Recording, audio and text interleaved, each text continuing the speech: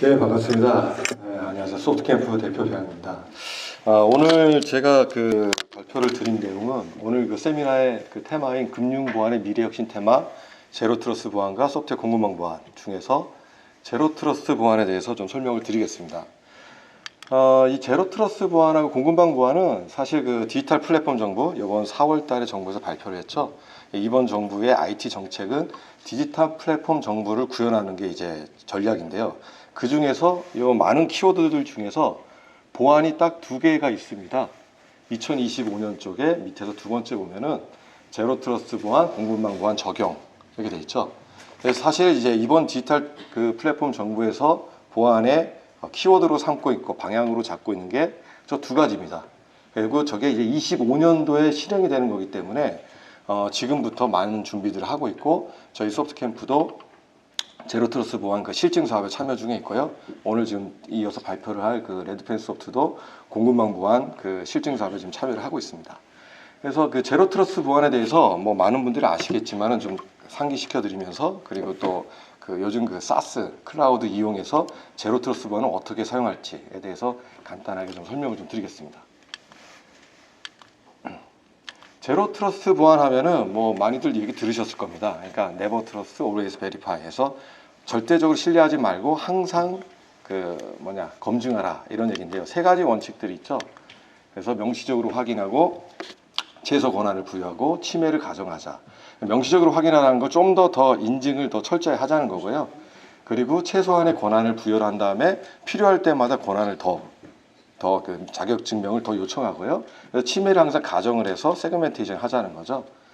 그래서 요거는 사실은 좀 어찌 보면은 제가 이걸 이제 자료 만들다가 좀 생각을 해봤는데 금융 쪽에서는 이미 제로 트러스트 보안을 하고 있었던 거랑 좀 비슷하더라고요. 그러니까 제로 트러스트는 넌 트러스트가 아니거든요. 트러스트가 없다는 게 아니라 제로에서부터 100까지 신뢰 점수를 쌓여서 올라가서 증명을 확실히 더 높은 수준의 자격 증명을 하면 높은 수준의 신뢰를 주겠다는 거죠.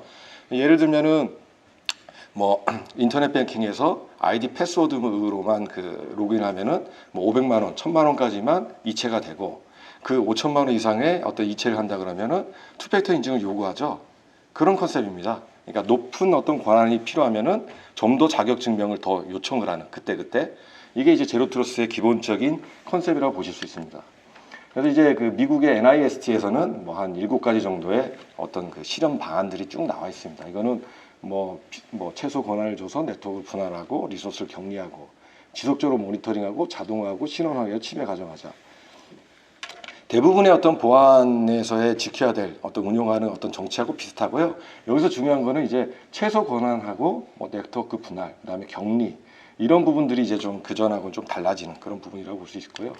그래서 이제 우리나라에서도 제로 트러스트 보안 가이드라인이 이번에 발표가 됐습니다. 6월 달에 과학기정통부에서 이제 발표를 했는데 우리나라는 우리나라대로의 모델을 만들어 가지고 영역을 원래는 이제 미국에선 5개 영역인데 우리나라는 이제 시스템 영역을 하나 더 넣어서 망분리 때문에요. 하나 더 넣어가지고 각각의 어떤 기능 요건들하고 성숙도 모델들을 쭉 만들었고요. 근데 이걸 보면 굉장히 좀 복잡합니다. 그래서 보안이 이렇게 높아지는 수준이 되면 된다라는 거를 다 좋은 얘기들 써놨던 거고요. 그래서 이거를 사실은 제로 트러스트 보안이 많이 얘기가 되는 얘기는 요즘 근래에 좀 많이 회자되는 얘기는 필요하다고 대두되는 얘기는 원격에서 접속을 한다는 거죠. 그러니까 기존에는 울타리 안에 있는 사람들끼리 울타리 안에서 인증을 했다 그러면 코로나 사태 때문에 원격에서 재택근무하면서 내부로 들어오다 보니까 이거를 그럼 어떻게 믿을 것이냐, 이 사람을 어떻게 권한을 줄 것이냐 해서 시작이 됐는데 원격 접속 근무에 제로 트러스트 보안이 사실은 많이 필요합니다. 이 그림은 지금 현재 일반적인 원격 근무입니다. 그러니까 외부망에서 내부망으로 들어올 때 VPN을 통해서 단말기에 헬스 체크를 해서 요건들이 쭉 있죠. 가이드라인 요건들이 있고 VPN을 통해 가지고 내부에 들어와서 직접 접속하거나 또는 VDI를 통해서 간접 접속을 하게 되는데 이거는 그냥 일반적인 접속이고요. 여기에는 제로 트러스트 보안이 있다라고 볼 수가 없습니다.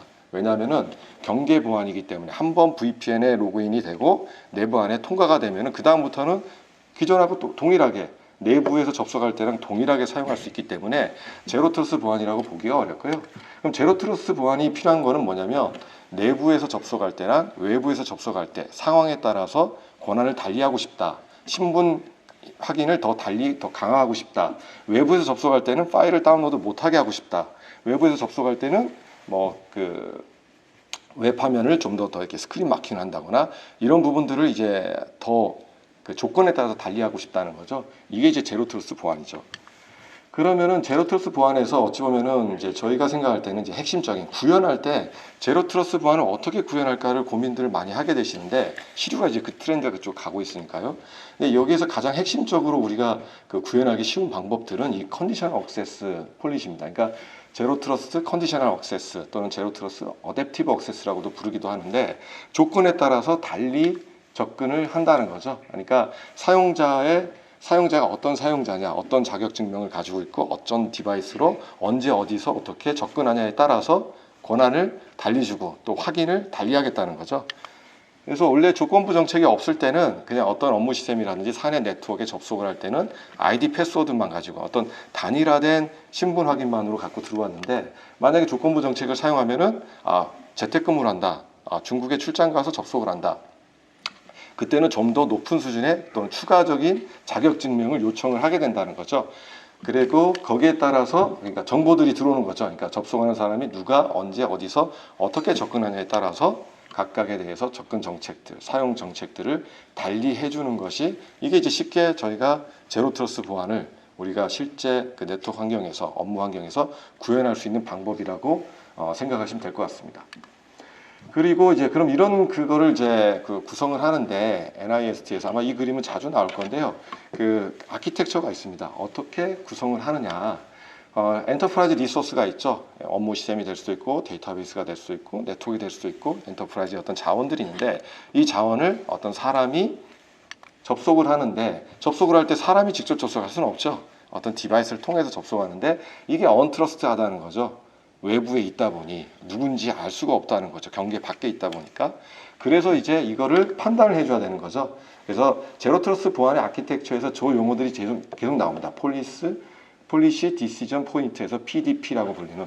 그러니까 어떤 정책을 판단해주는 포인트가 있다는 거죠. 이 정책을 판단해서 이 사람이 어떤 환경에서 어떻게 들어오니까 이렇게 판단할래 해서 집행을 해줘야 되겠죠. 그게 바로 이제 집행해주는 집행 포인트, 폴리시 인포스먼트 포인트가 있고 그렇게 함으로써 트러스트된 환경으로 내부의 리소스를 이제 접근하는 게 이게 이제 제로 트러스트 아키텍처의 기본적인 구성이죠. 이걸 이제 좀 더 포장을 하면 위에는 컨트롤 플랜, 밑에는 데이터 플랜이고 각각의 요소들이 저걸 판단하는데 여러 가지 요소들이 들어가게 된다라는 거고요. 그럼 이런 아키텍처를 구현하려는 방법들이 이제 리스트에서 4가지로 이제 소개를 합니다. 첫 번째가 저 어떤 PDP는 이제 위에 있는 거고요. 디시전 포인트는 인포스먼트 포인트가 굉장히 중요하죠. 어떻게 집행할 거냐. 제로 트러스트 정책을 리소스 앞에 게이트웨이를 두고 엔터프라이즈 시스템 에이전트, 디바이스마다 에이전트를 설치하는 방식이 가장 좀 쉽게 생각할 수 있는 방법이고요. 그 다음에 두 번째는 게이트웨이 안에 리소스를 여러 개를 두는 거죠. 그 다음에 이제 세 번째 방법이 데이터 리소스랑 그 다음에 시스템에 아무런 설치가 없이 포탈 형태로 중간에 어떤 브로커 형태로 포탈을 두는 방식이 있고 그 다음에 지금 현재 가장 많이 쓰고 있는 VDI 방식이죠. 업무 시스템 들어갈 때 중요 업무 시스템 들어갈 때 VDI로 접속해서 들어가지 않습니까? 그게 이제 샌드박스 방식이죠. 그래서 이런 그 4가지 방식을 이제 리스트에서 제공을 하는데 가이드를 하는데 사실 이 그림에서 구현하려고 하면은 실제로 사내에서 쓰려고 구현하려고 그러면은 이 세 번째 방식이 가장 좀 편리합니다. 왜냐하면은 시스템도 건드리지 않고 데이터 리소스 쪽에도 어떤 큰 영향을 안 주고 중간에다가만 딱 놔서 접속을 할 때마다 게이트웨이 역할, 포탈 게이트웨이가 중간에 이제 관여를 하는 거죠. 그러면 이걸 어떻게 할 것이냐, 어떤 방법으로 어떻게 할 것이냐가 굉장히 좀 어려운 부분이 되는데 저희가 생각할 때는 그리고 가트너에서도 같이 얘기하는 게 리모트 브라우저 아이솔레이션이라는 새로운 기술을 가지고 이 부분을 가볍게 간단하게 구축을 할 수가 있습니다. 왜 그러냐면은 물론 이제 브라우저 아이솔레이션이기 때문에 브라우저를 가상화하는 겁니다. 그래서 오른쪽에 데이터 엔터프라이즈 소스들은 웹 업무 시스템들밖에 안 되겠죠. 그런 제약사항은 있지만 웹 업무 시스템일 때는 굉장히 간단하게 구현을 할 수가 있다는 거죠. 그러면 이 리모트 브라우저 아이솔레이션 기술에 대해서 좀 간단히 좀 설명을 좀 더 드리게 되면요. 어떤 사용하는 사용자가 디바이스로 회사에 또는 인터넷에 외부 인터넷에 접속을 할 때 서로 양쪽을 다 못 믿는 거죠. 그럴 때 저희 쿠버네티스, 요즘 이제 쿠버네티스 컨테이너들 많이 쓰는데 접속을 요청을 하게 되면은 물론 이제 이때 조건부 정책으로 해서 신분도 확인을 더 하겠지만은 그때 컨테이너에다가 크로미엄 엔진을 격리 환경에 만들어 가지고 접속을 대신합니다. 접속을 대신해서 이 컨테이너에서 크로미엄 엔진이 그려지는 렌더링 화면을 그 픽셀 스트림으로 사용자의 브라우저에 전송을 합니다. 그렇게 됨으로써 사용자들은 안전하게 또 업무 시스템도 또 이쪽 사용자 측의 디바이스에 대해서 격리된 환경으로 안전하게 하게 되고 그 다음에 이제 접속이 끝나면은 컨테이너를 폐기를 합니다. 그래서 저 컨테이너 안에 악성 코드가 있다거나 어떤 감염이 되더라도 안전한 거죠. 새로운 접속이 들어올 때마다 그때마다 이제 어떤 그 컨테이너에 각각 또 만들어 가지고 접속을 해주는 거죠. 그래서 만약에 양쪽이 그러니까 뭐 인터넷 쪽이라든지 접속하는 쪽 디바이스 쪽이라든지 서로 신뢰하지 못할 경우라도 안전하게 양쪽을 격리한 상태에서 쓸 수가 있는 거죠.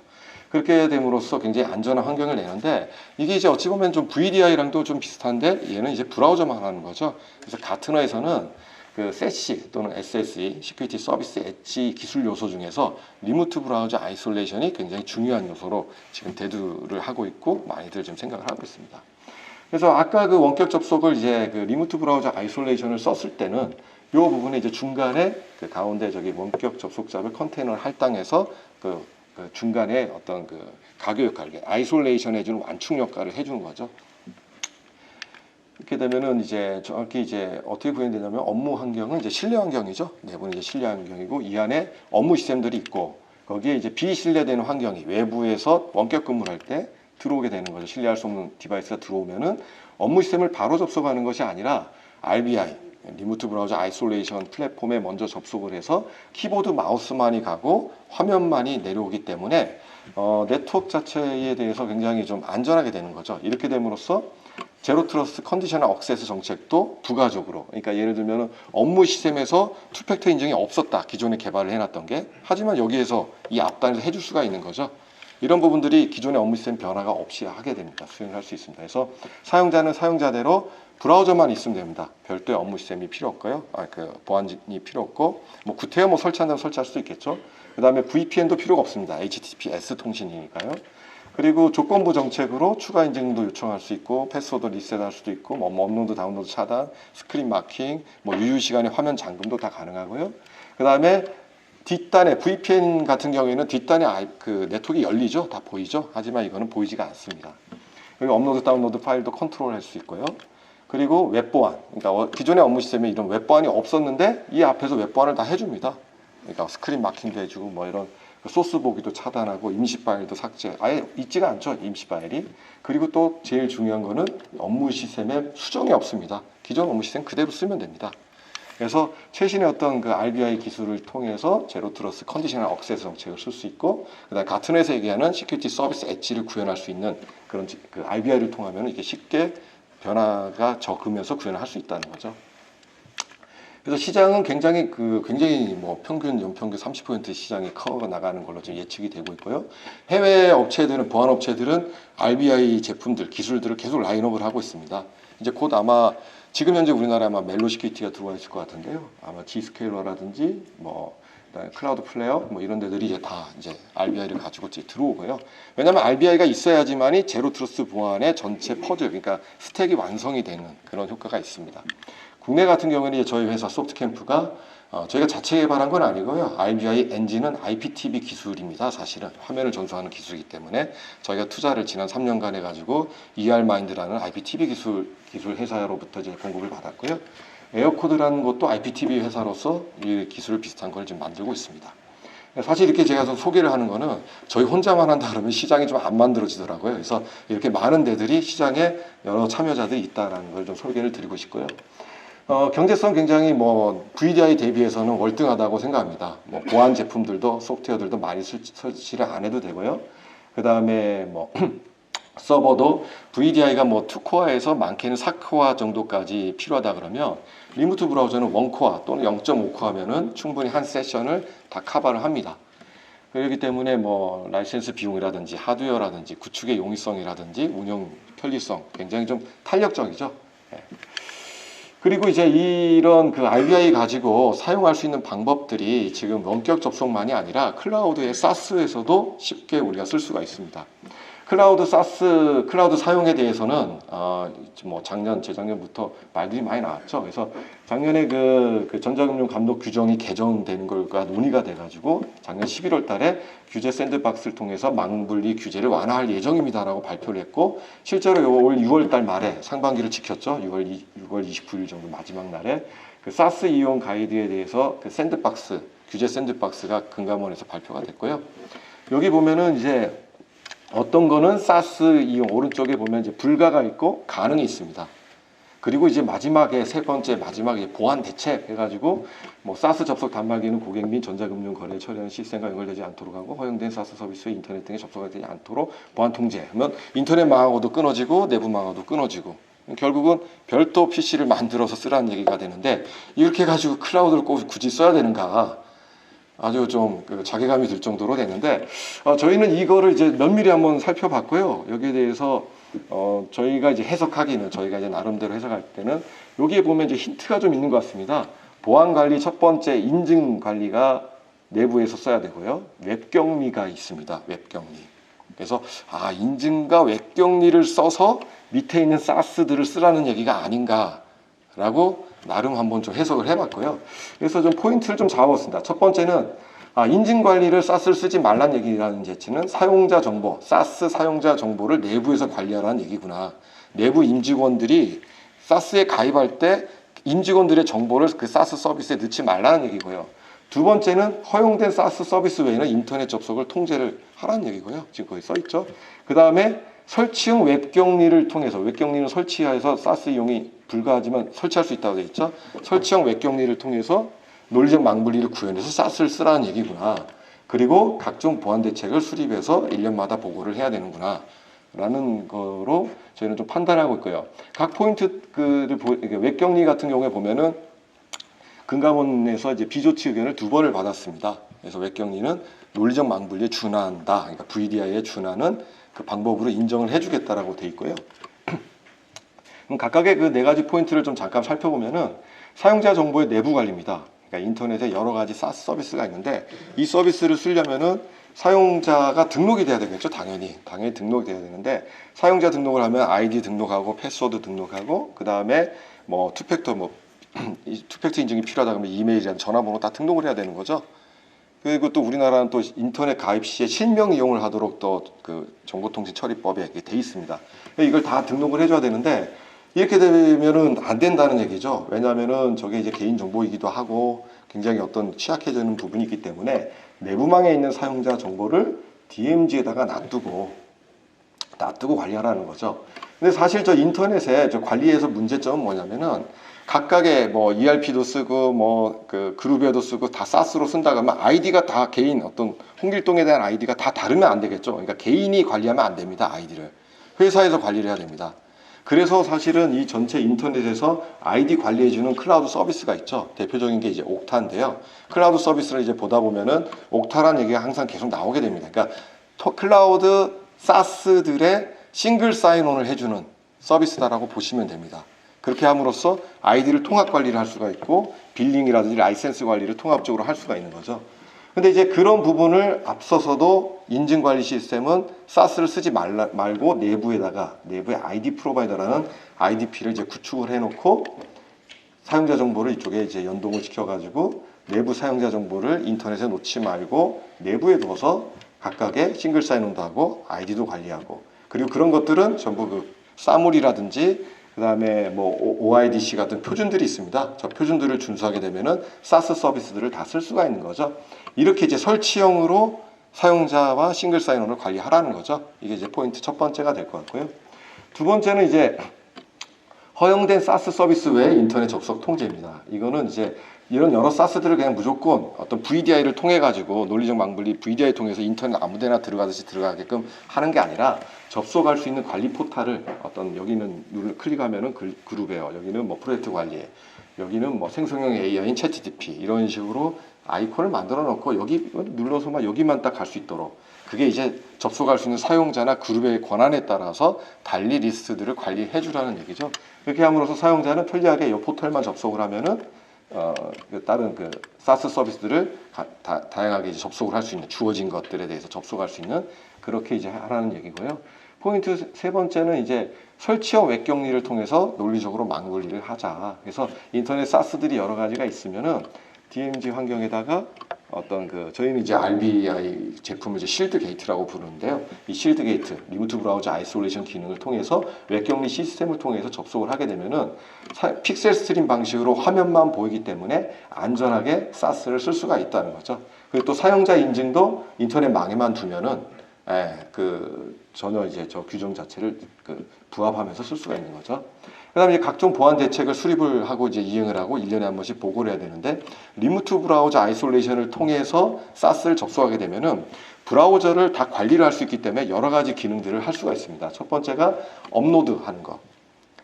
여러 가지 업로드하는 파일들을 먼저 우리가 관리해주는 브라우저가 먼저 업로드를 받아서 검토해서 보내줄 수가 있기 때문에 차단하거나 승인하거나 원본을 저장해 줄 수가 있고요. 두 번째는 정보를 입력을 할 때 민감 정보들, 또 복사 붙여넣기 할 때 개인정보라든지 민감 정보들을 통제할 수 있고, 또 접속한 시간에 따라 화면을 캡처할 수도 있고, 또는 유의 시간대 화면을 잠글 수도 있고, 이 모든 이력들을 남길 수가 있는 거죠. 그래서 이런 대책들을 수립을 해서 사스를 쓸 수 있을 것 같고요. 그 다음에 사례들을 좀 보면은 개발자들 불만이 되게 많죠. 요즘 클라우드에서 뭔가를 좀 봐야 되는데, 근데 이제 뭐 패키지 같은 경우에는 내부에다 구축을 해갖고 쓸 수가 있지만은 개발 샘플 코드 같은 것들, 이런 것들이 굉장히 중요한데, 샘플 코드를 복사해서 가져올 때도 망 분리를 통해서, 망 연계를 통해서 들어와야 되는데 어렵다는 거죠. 그래서 바로 보다가 로컬 브라우저로 인터넷에서 리모트 브라우저 아이솔레이션을 보다가 샘플 코드 텍스트가 있으면 바로 텍스트만 붙여서 갖고 들어오는, 이렇게 되면 굉장히 좀 효율성이 높아지게 되겠죠. 그 다음에 이제 디스크랑 웹 편집기를 저희 회사 이제 가지고 있는 부분을 좀 더 리모트 브라우저 아이솔레이션에다가 추가를 하게 되면은 인터넷에서 다운받은 거를 웹 디스크에 저장을 해서, 또는 이제 편집할 때는 황컴 웹 오피스가 저희가 이제 탑재가 가능한데요.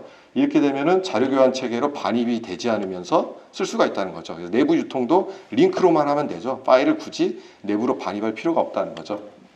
그리고 이제 메일 사용할 때를 보면은 인터넷 메일이 들어올 때 로컬 브라우저에서 보게 되고, 첨부 파일들 같은 경우에는 바로 웹 오피스를 통해 가지고 첨부 파일을 편집하고 열람할 수 있으니까 굉장히 간편하고 쉽게 첨부 파일들도 다룰 수가 있게 됩니다.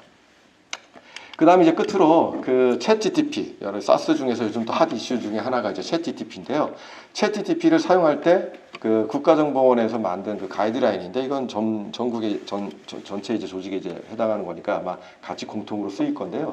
여기 보면은 개인정보 및 민감정보 처리가 곳곳에 다 나와 있죠. 그러니까 개인정보나 민감정보가 챗 GTP에 질의가 들어가지 말도록 해야 된다는 거고, 대부분 이제 챗 GTP 쓸 때는 이제 이런 형태입니다. 그러니까 어떤 AI, 생성형 AI가 다양하고요. 그리고 그거를 확장한 프로그램도 있고 플러그인한 프로그램도 있고. 그러니까 챗GPT라고 해서 오픈AI.com만 우리가 통제해서는 안 된다는 거죠. 다른 여러 가지 사이트들도 뒷단에 오픈AI가 있을 수가 있다는 거죠. 그렇기 때문에 이 접속하는 방법이 경로가 굉장히 다양합니다. 그리고 이 접속할 때 사용자 계정 관리나 이력 관리를 별도로 해줘야 되고요. 그리고 민감 정보 같은 게 입력될 때 막아줘야 되는 거죠. 그래서 이 부분을 리모트 브라우저 아이솔레이션을 이용을 하게 되면은 이렇게 통제가 가능합니다. 접속할 때 사용자 인증할 수 있고요. 그 다음에 입력 정보라든지 복사 붙여넣기 정보에 대해서 저희가 기존에 운영하는, 여기 플랜트에서 운영하는 개인정보 검색 솔루션에 요청을 해서 민감 정보가 있는지 확인하고, 그 민감 정보가 있는지 없는지 여부에 따라서 없으면 차단하고, 있게 되면은 챗GPT의 질의 내용을 전달을 해서 그래서 결과를 받을 수 있는, 이렇게 함으로써 이제 챗GPT 같은 어떤 그런 업무에 필요한 사스들도 안전하게 이제 사용할 수가 있게 됩니다. 네, 여기까지 제가 발표를 마치고요. 질문 있으시면은 질문해 주시기 바랍니다. 네. 질문이 없으시면 저희 제가 지금 설명드린 거는 요 뒤편에 쉬는 시간에 보시면은 지금 라이브 데모가 준비되어 있거든요. 라이브 데모로 좀 직접 보시고, 리모트 브라우저가 이렇게 동작하는 거구나 라는 걸 직접 보실 수 있을 것 같습니다. 네, 감사합니다.